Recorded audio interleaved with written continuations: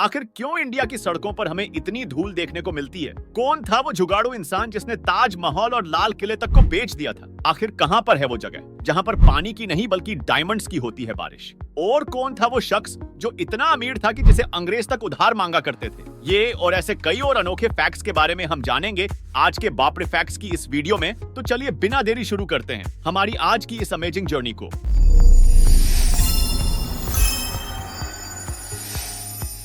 Fact number 10, क्या आप जानते हैं हमारे देश को चुना लगाने वाला सबसे बड़ा स्कैमर कौन है? हाँ दोस्तों, एक ऐसा शख्स जिसने एक बार नहीं बल्कि 3 बार ताजमहल तक को बेच दिया था। मिलिए नटवर लाल जी से, जिन्होंने किसी बिजनेसमैन या करोड़पति को नहीं बल्कि भारत सरकार को ही चुना लगा दिया था। इनका असल नाम मिथिलेश कुमार है, जिनके कारनामों के कारण ही इन्हें नटवर लाल कहा जाने लगा। इन्हें अगर विश्व विख्यात इंडियन स्कैमर और मास्टरमाइंड भी कहा जाए तो गलत नहीं होगा। इनके जालसाजी और चूना लगाने की निपुणता को इसी बात से समझा जा सकता है कि इन्होंने न केवल ताजमहल बल्कि लाल किले और राष्ट्रपति भवन तक को बेच दिया था। जी हाँ, आपने बिल्कुल सही सुना, इन्होंने राष्ट्रपति भवन तक को बेच दिया था। लेकिन इसकी खबर तक सरकार को नहीं थी। ये खुद को सरकारी अफसर बताकर विदेशी पर्यटकों को लाल किले और ताजमहल को बेच दिया करते थे। ठगी करने में नटवर लाल जी इतने निपुण थे कि इन्होंने उस समय भारत के राष्ट्रपति रहे राजेंद्र प्रसाद तक के फर्जी साइन करके राष्ट्रपति भवन को बेच दिया था। भले ही मिथिलेश कुमार इंडिया के कुख्यात स्कैमर हो, लेकिन फिर भी इन्हें अपने अहिंसक विचारों के लिए जाना जाता था, क्योंकि ये कभी किसी गरीब को नहीं लुटते थे, बल्कि इनके निशाने पर हमेशा पैसे वाले और अमीर लोग ही रहते थे। नटवर लाल जी के बारे में यह भी बताया जाता है कि ये अपनी कमाई जरूरतमंद लोगों को दे दिया करते थे, और इसलिए ही धोखाधड़ी करने के बावजूद भी नटवर लाल जी की खास बदनामी सुनने नहीं मिलती। फैक्ट नंबर 9, आखिर क्यों यहाँ के लोग इन मच्छरों को खाते हैं? बारिश के मौसम में भिन्न भिन्न करते हुए मच्छरों को तो आपने जरूर देखा होगा, जो बड़े प्यार से आपका खून भी पीते हैं, और आप बजाय ताली बजाने के इनका कुछ नहीं कर पाते। लेकिन लगता है कि इस देश के लोग मच्छरों से हम सब लोगों के हिस्से का बदला ले रहे हैं। हाँ दोस्तों, अफ्रीका में एक ऐसे समुदाय के लोग रहते हैं जहाँ मच्छर इन्हें नहीं बल्कि यह लोग मच्छरों को खाते हैं। लेकिन हम आपको ये बताना चाहेंगे कि दरअसल वो मच्छर नहीं बल्कि मिडजेस होते हैं, जो कि दिखने में बिल्कुल मच्छरों जैसे ही होते हैं, और इसीलिए ही लोगों में ये भ्रम है कि अफ्रीका के लोग मच्छरों को खाते हैं, लेकिन वो उनके फैमिली मेंबर मिडजेस को खाते हैं। यहाँ बरसात के समय काफी ज्यादा मिडजेस इकट्ठे हो जाते हैं। लोग इन्हें पकड़ने के लिए अपने पॉट या पैन में तेल लगाकर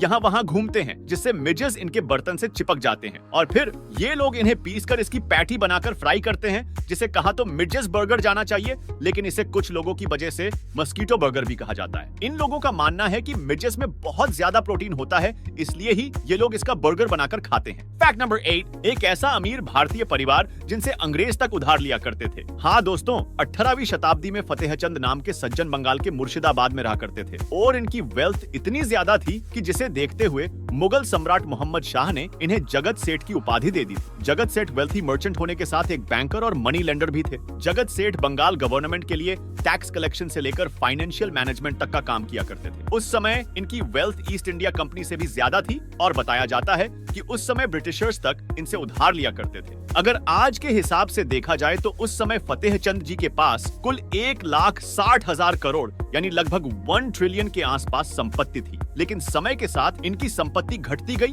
और 19वीं सदी तक आते आते जगत सेठ का परिवार कहीं विलुप्त सा हो गया। लेकिन इनका नाम आज भी जिंदा है, और इनका आलीशान घर आज भी मुर्शिदाबाद में मौजूद है, जिसे आप चाहें तो देखने जा सकते हैं। फैक्ट नंबर 7, आज लोगों के दिन की शुरुआत मॉर्निंग सेल्फी से होती है। लेकिन क्या आप जानते हैं कि दुनिया को सेल्फी के नाम से किसने परिचित करवाया, और सबसे पहली सेल्फी किसने और कब ली थी? दोस्तों, आज लोग एक क्लिक पर ढेरों सेल्फीज ले लेते हैं, और उन्हें इसके लिए किसी ओकेजन की भी जरूरत नहीं होती। वो चाहे तब सेल्फी ले लेते हैं। लेकिन एक समय था जब सेल्फी लेना आम नहीं था, और एक सेल्फी लेने में भी बहुत समय लगता था। दोस्तों, दुनिया को सेल्फी से सबसे पहले अमेरिकन फोटोग्राफर रॉबर्ट कॉर्नेलियस ने सन 1839 में इंट्रोड्यूस करवाया था। रॉबर्ट ने खुद की सेल्फी लेने के लिए अपने फैमिली स्टोर के बैकयार्ड में एक कैमरा सेट किया, और आपको जानकर हैरानी होगी कि उस कैमरा से एक सेल्फी क्लिक करने में करीब 15 मिनट का समय लग गया था। उस जमाने में सेल्फी लेना कोई आम बात नहीं थी, और वह भी तब जब किसी व्यक्ति ने ऐसा पहली बार किया। इसलिए ही रॉबर्ट कॉर्नेलियस द्वारा ली गई सेल्फी को आज भी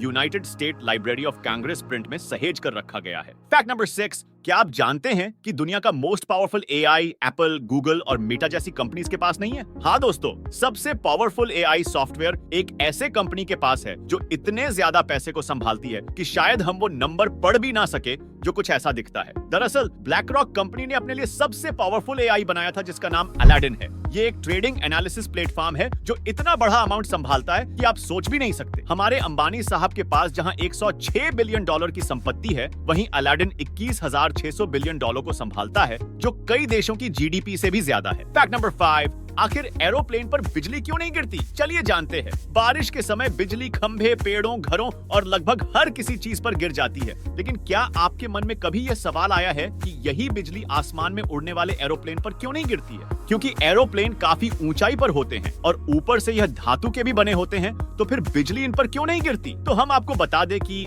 एरोप्लेन पर बिजली गिरना एक आम बात है, लेकिन एरोप्लेन को कुछ इस तरह से डिजाइन किया जाता है कि अगर इन पर बिजली गिरे भी तो इससे कोई ज्यादा नुकसान न हो। एरोप्लेन की बाहरी सतह एल्यूमिनियम से बनी होती है जो गुड कंडक्टर ऑफ इलेक्ट्रिसिटी है। इससे जब भी कभी लाइटनिंग के समय एरोप्लेन पर बिजली गिरती है तो वह प्लेन की एल्यूमिनियम सतह से होती हुई इसके टेल तक पहुंच जाती है और वहां से होती हुई बाहर निकल जाती है। जबकि कई सारे एयरक्राफ्ट के विंग्स और टेल पर स्मॉल स्टिक्स जैसा स्ट्रक्चर होता है जिसे स्टैटिक विक्स कहा जाता है। इन स्टैटिक विक्स को डिजाइन ही इसलिए किया जाता है ताकि यहां से लाइटनिंग कंडक्ट होकर एयरक्राफ्ट से बाहर निकल जाए, और यही कारण है कि विमान पर बिजली गिरने पर भी ये क्षतिग्रस्त नहीं होते हैं। फैक्ट नंबर 4, क्या आपको पता है एक ऐसा प्राणी भी है जिसका दिल उसके दिमाग में होता है? हाँ दोस्तों, जहां एक इंसान के लिए उसका दिल और दिमाग एक दूसरे के दुश्मन होते हैं, जो दिमाग को पसंद आता है वह दिल को नहीं भाता, और जो दिल को पसंद आता है वह दिमाग के समझ नहीं आता। वही केकड़ा एक ऐसा खुशनसीब जीव है जिसका दिल उसके दिमाग में ही होता है। जी हाँ, केकड़े का दिल उसके सिर में मौजूद होता है। इसके अलावा केकड़े का खून भी रंगीन होता है। वैसे तो इसके खून का कोई रंग नहीं होता, लेकिन ऑक्सीजन के संपर्क में आते ही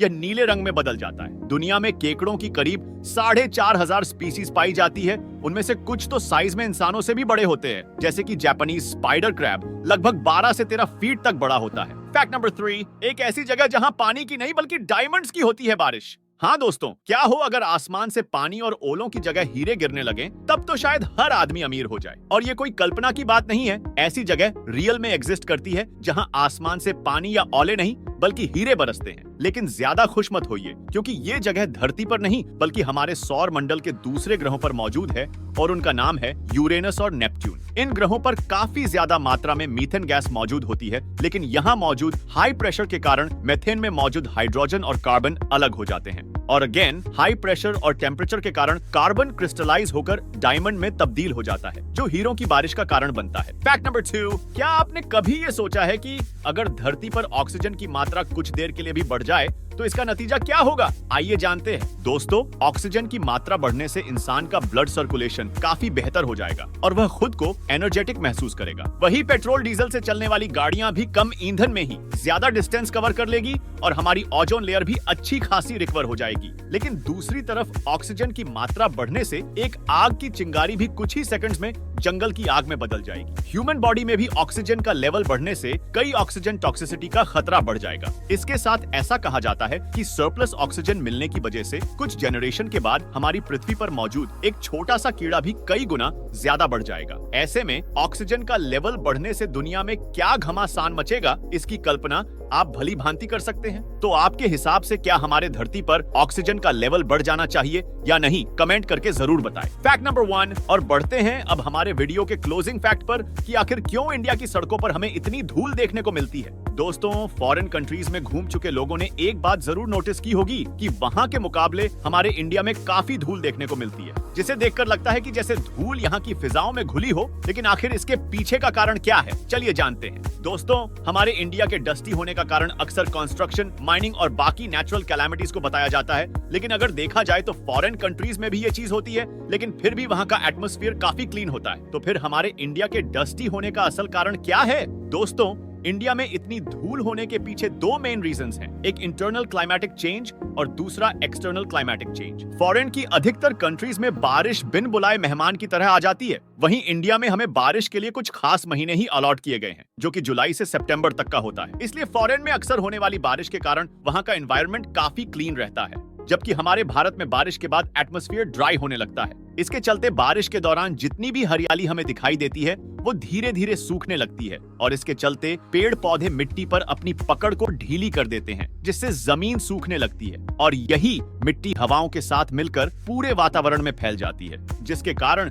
हमें अपने देश के शहरों में धूल देखने को मिलती है। दूसरा है एक्सटर्नल क्लाइमेटिक चेंज। दोस्तों, हर साल हमारे भारत में अप्रैल के महीने के आसपास अरेबिया की धूल अरब सागर के ऊपर से उड़ती होती हुई भारत तक पहुंच जाती है। इसके चलते हमें अप्रैल महीने के ही आसपास भारत में धूल के बवंडर और धूल भरी आंधियां देखने को मिलती है। अब क्योंकि यह धूल बहुत ज्यादा दूर से ट्रैवल करके यहाँ तक पहुंचती है, इसलिए यह काफी बारीकी से हवाओं के साथ मिल जाती है और पूरे साल भारत के एटमॉस्फेयर में बनी रहती है। हालांकि इस एक्सटर्नल क्लाइमेटिक चेंज के लिए हमारी सरकार ने साल 2019 में गुजरात से लेकर दिल्ली और हरियाणा की बॉर्डर तक एक 14,000 किलोमीटर लंबी दीवार बनाने का फैसला लिया था। लेकिन दोस्तों, कमाल की बात यह है कि यह बॉर्डर कंक्रीट की नहीं बल्कि पेड़ों की होगी और इसलिए ही इसे ग्रीन वॉल ऑफ इंडिया नाम दिया गया है। यह ग्रीन वॉल अरेबियन डेजर्ट से आने वाली हवाओं को बेंड कर देगी, जिससे यह इंडिया के अंदर लार्ज स्केल पर एंटर नहीं कर सकेगी। तो यही वो दो मेजर कारण हैं जिसकी वजह से इंडिया में इतनी धूल है। आखिर क्यों? अब इंडिया के फोन्स पर हमें इस तरह का सिंबल देखने को मिलेगा। क्यों और किसने किया था कुत्ते की शादी में 2 करोड़ रुपए का खर्चा? एक ऐसा पेड़ जो सिर्फ ऑक्सीजन ही नहीं बल्कि लाखों लीटर पानी भी देता है। और ऐसे कई सारे अमेजिंग फैक्ट्स आप इस वीडियो में देखने जा रहे हैं। तब फैक्ट्स के बारे में जानने के लिए स्क्रीन पे दिए गए वीडियो को क्लिक करें और पूरा देखें। तो मिलते हैं जल्द ही एक और ऐसे ही अमेजिंग वीडियो के साथ। तब तक के लिए स्वस्थ रहिए, मस्त रहिए।